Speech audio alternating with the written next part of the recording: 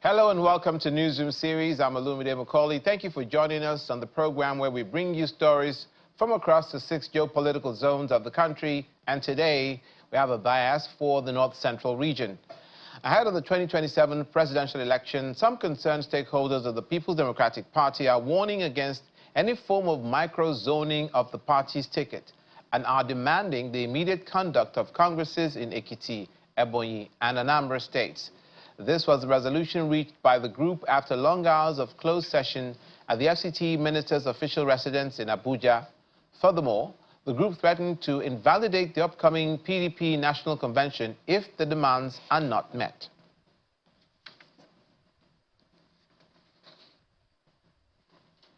Border communities hold a critical role in safeguarding Nigeria's security and must be fully integrated into the nation's defense strategy.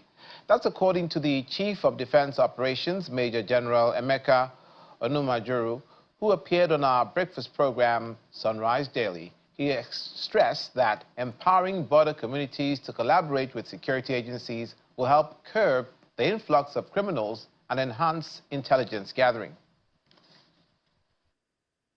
Border communities must be recognized as a developmental zone in the sense that without developing border communities, without carrying them on board, like you clearly observe, there is little chance of enhancing border security. How I wish you can have access to the signed communique. You will see what I'm telling you in black and white, that the conference, they recognize the important roles that border communities will play. And it's of the view that it should not just be policed. The border zone should be developed. If they are developed, if the locals are part of the process, then the chances of success is much higher. Now, having said that, I think the question will be, how do we implement this?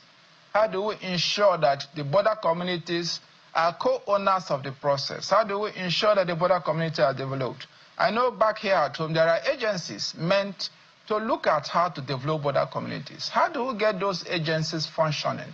So as long as the border communities do not feel that they have a stake in the process, then our chances are much low. But if we're on the right track by ensuring that, first, they are enlightened, they have the necessary socio-economic amenities they need to function, we'll win them over, then our chances are much more higher. So I do agree that border communities have a key role to play in this entire process. Meanwhile, the People's Democratic Party leadership have inaugurated the party's 2025 Election Convention Organizing Committee. It's tasked with planning and executing the convention scheduled for November the 15th to the 16th in Ibadan, Oyo State. National Chairman Umar Damagun urges members of the committee to remain focused and resist distractions, especially from the ruling party. He notes that many of the voices seeking to disrupt the process are individuals who've previously benefited from the PDP. He also says that the Ibadan Convention date is sacrosanct and will not be changed. PDP Board of Trustees Secretary Ahmed McCarthy also explained that while the presidency is zoned to the south, no aspirant from other zones will be prevented from contesting. The chairman of the PDP Governors Forum adds that it's time for the party to show strength, warning that indiscipline will no longer be tolerated.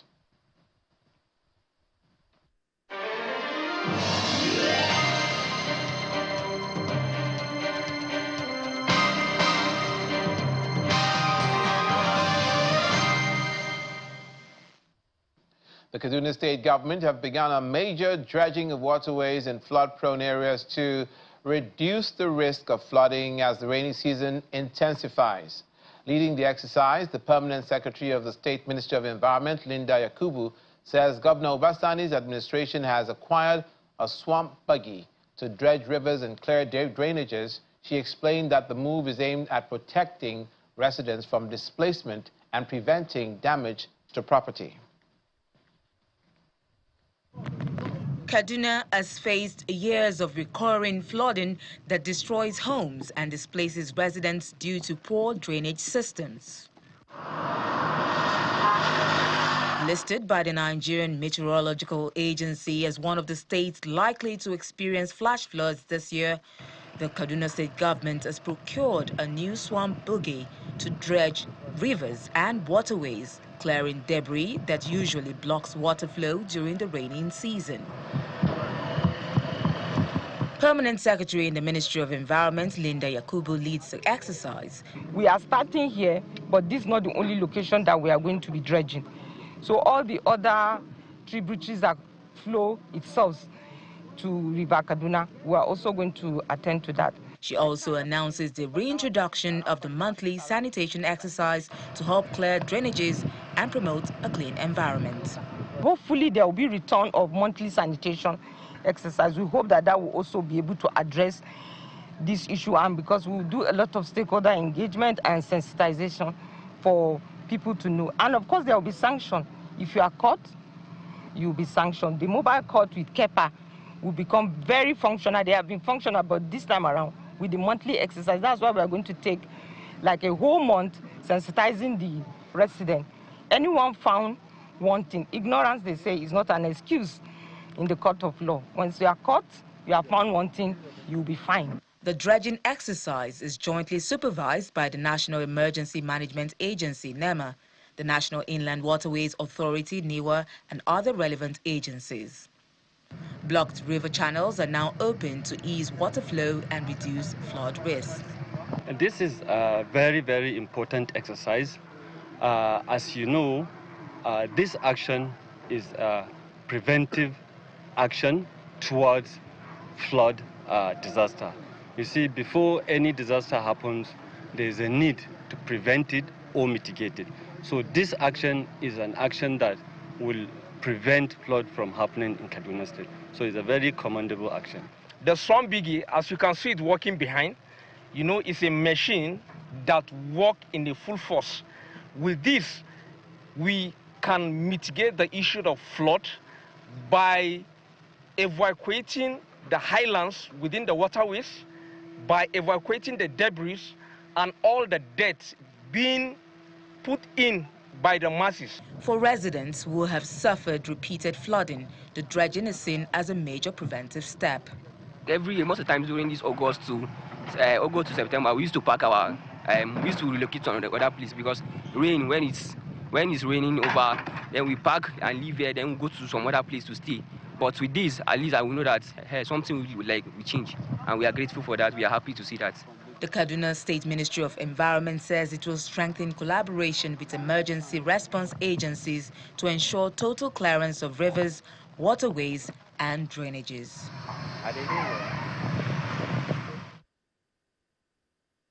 From the environment in Kaduna State to the power sector in Jigawa, who have now commissioned a 500-kilowatt solar hybrid mini-grid in Hausa, the first step in a planned 10-megawatt renewable energy rollout across the state. Governor Umar Namadi says the project represents a new chapter in Jigawa's efforts to expand access to clean energy and reduce reliance on the national grid. Our correspondent Sadiq Ilyasu reports. In a move to boost renewable energy and improve electricity access in rural communities of Jigawa State, Governor Umar Namadi commissioned the Hausa mini-grid power project, the first of several planned across the state.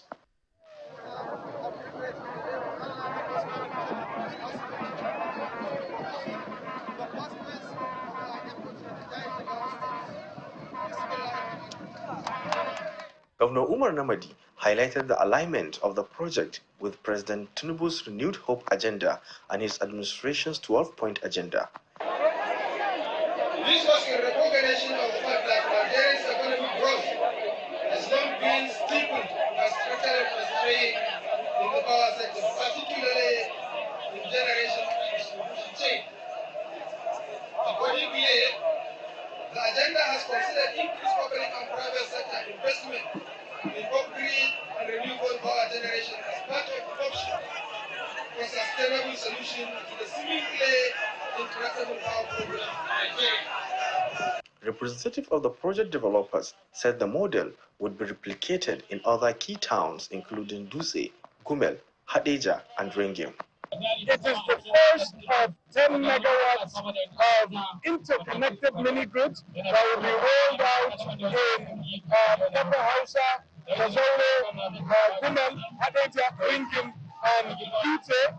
And it is part of the plan to ensure that there will be enough local supply to augment the supply that Jigawa State gets from the grid.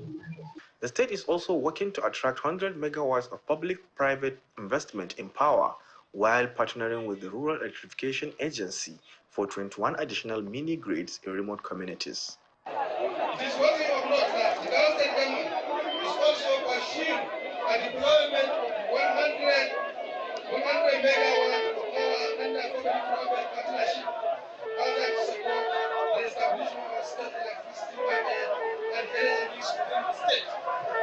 In addition, currently there are 21 mini-grids project ongoing across the state by the Nigeria Electrification Project grid in identified at-risk communities away from the national grid.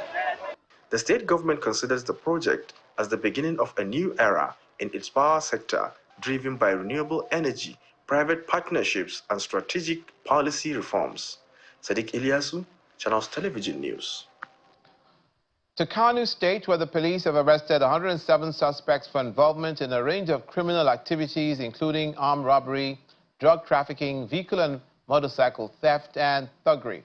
State Commissioner for Police Ibrahim Bakori reviewed this during a press briefing where he also displayed recovered exhibits from various operations carried out in August 2025. Since the launch of Operation Kukankura on July the 1st, 2025, the command has recovered over 473 dangerous weapons and a large cache of illicit drugs, marking a significant stride in the fight against criminality in the state.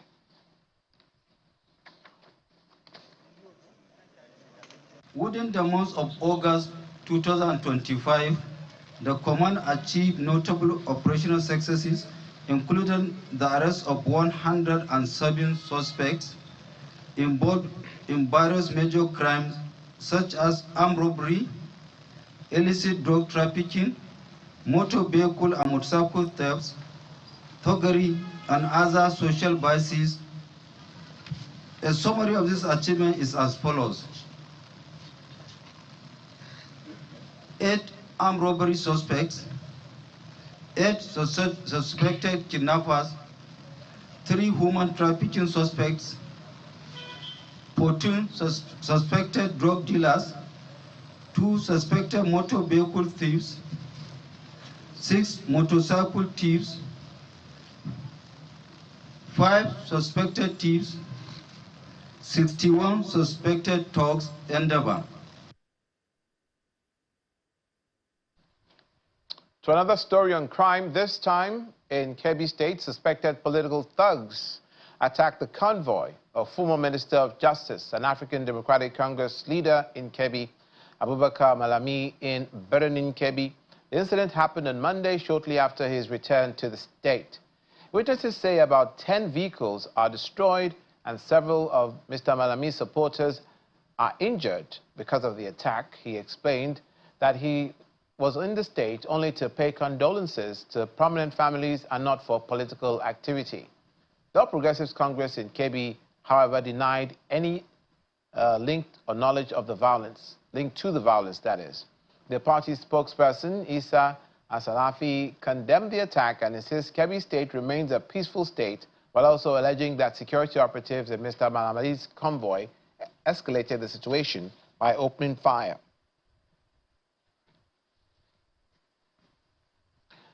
You're watching Newsroom series. Coming up, the federal government and UNICEF train journalists on ethical reporting. Please stay with us.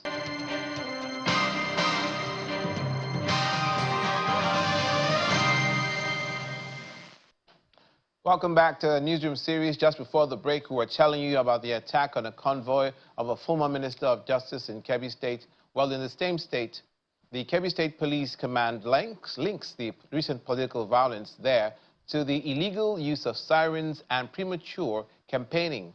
Commissioner of Police Sani Bello made this known while briefing journalists after a security meeting with the governor. The update comes after the attack we just told you on the convoy of the former minister in Kebbi on Monday. The police chief warns that strong action awaits anyone using unauthorized sirens or engaging in campaigns outside the approved periods. He confirmed that investigations are ongoing to track and arrest those behind the violence. Meanwhile, the governor of Kebbi State, Dr. Nasser Idris, announced plans for a million women march to show support for President Bola Tinubu and the First Lady, Senator Oluremi Tinubu. He explained that the march will be organized by his wife as part of efforts to mobilize women and build stronger solidarity with the presidency. Governor Idris made this known while hosting the national coordinator of the Forward Tinubu Group and his team at the Government House in Kebbi. He commended the group's inclusive style, in his words, and assured them of his government's full support in working with the APC as the 2027 elections draw closer.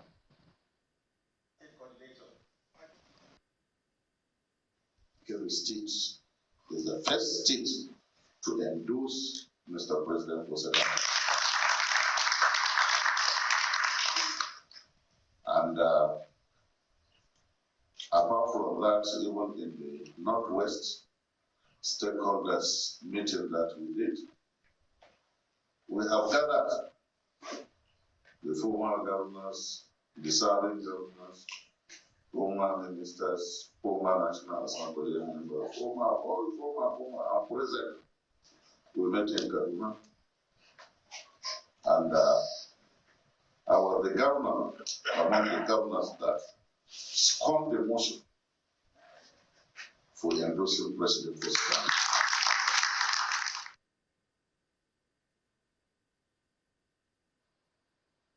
Away from Kebbi State, the United Nations Children's Fund, UNICEF, and the Federal Ministry of Information are training journalists on ethical reporting of children's rights at a two-day regional workshop in Kano. The training aims to equip media professionals with the right skills and principles to protect children while telling their stories. Participants at the workshop come from Kano, Katsina, Kaduna, Sokoto, Jigawa, Kebbi, Nasarawa, Niger, Zamfara, and the FCT, the Federal Capital Territory. The sessions focus on child protection laws, ethical journalism, and practical guidelines for covering stories involving children in Nigeria's challenging social and security environment. In his keynote address, the head of UNICEF's Kano field office, Mr. Rahama Mohammed, said ethical reporting on children is a vital service to democracy and the community. He warned against sensational coverage that exposes children to stigma or harm and urges journalists to prioritize integrity, protection, and trust in their reporting.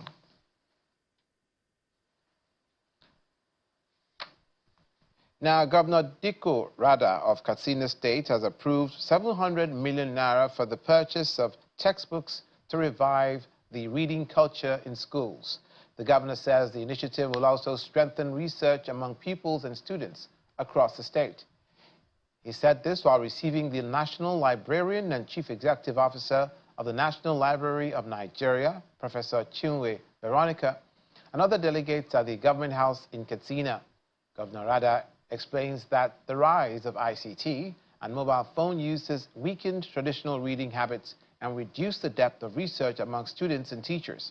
He also noted that the growing use of artificial intelligence for speeches and assignments poses another challenge for academic development. He assured the National Library of his administration's full support as Katsina hosts its 9th annual conference. Also in Katsina, the state government reaffirmed its commitment to preserving Hausa culture and heritage, describing it as a vital tool for education, peace, governance, as well as national development. Speaking at the 2025 World Hausa Day celebration in Daura, the executive director of the Katsina State History and Culture Bureau, Dr. Kabir Masanawa, urges Nigerian youth to value their culture and work towards surpassing the achievements of their predecessors.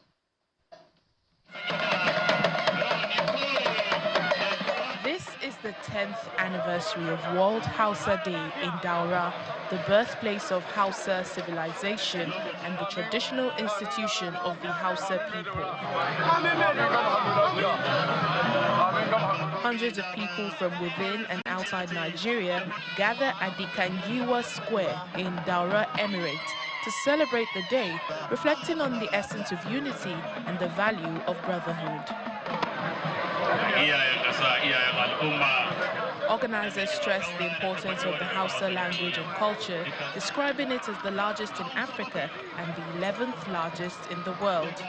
As you can see, people are gathered here to celebrate Hausa language and Hausa culture, which is the largest language in the whole of Africa and the 11th largest in the world. And Hausa has become a tool, has become a medium for education, for peace, for governance, for development.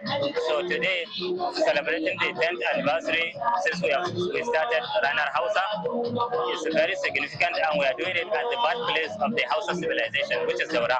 It's an exciting day, honestly, because we rode all the way on our horses from Katsina all the way to Daura. We stopped at Marusan Katsina's palace at Sirika. We are really appreciative of the emir on the way to receive us and the people, the way they showed us love, all the way from Katsina and here. And so this is the first time it's been done, and we're proud of the people who came with us as well. Earlier in his remarks, the Waziri of Katsina, Senator Ibrahim Ida, expresses concern over the pollution of the Hausa language and traditions. He appeals to Hausa-speaking people to preserve their heritage. Don't forget, like every other thing in the world, Hausa language is facing challenges of culture and traditions, pollution as a result of civilization, most of which were not from original Hausa culture and traditions. Hausa people must take steps to avoid it. The celebration features a grand Durbar procession showcasing Hausa horsemanship, regalia, cultural exhibitions and academic symposiums.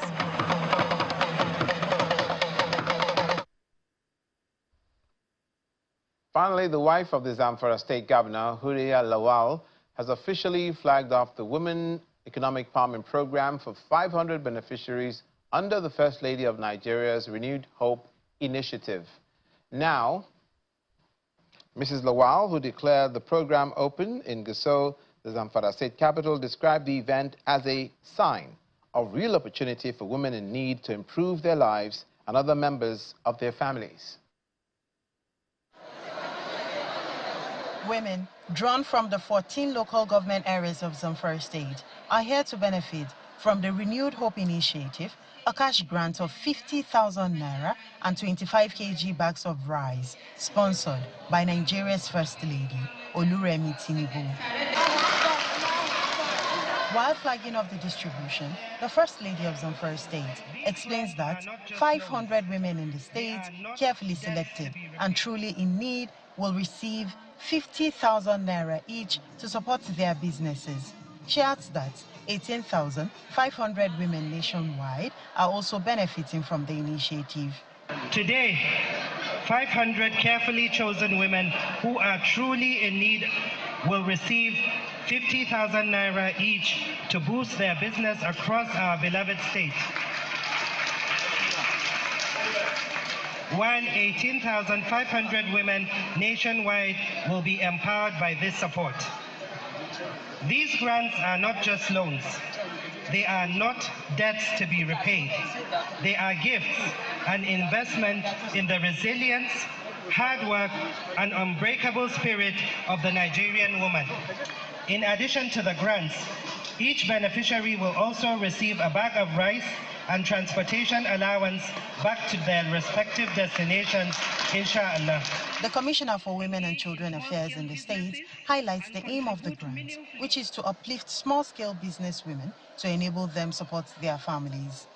Today we are gathered here to witness the distribution of 50,000 naira cash support to 300 women in Zamfara State, a gesture that speaks volume of Her Excellency's deep concern, love, and unwavering commitment to the welfare and empowerment of Nigerian women. This initiative is not only a relief, but also a seed of hope to uplift our mothers, sisters, and daughters, enabling them to support their families, engage in small-scale businesses, and contribute meaningfully to the socio-economic development of our dear state.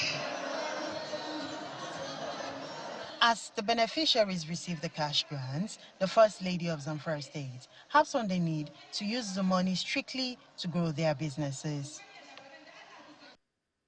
That's our Newsroom series today. Thank you for watching. I'm Olumide Macaulay.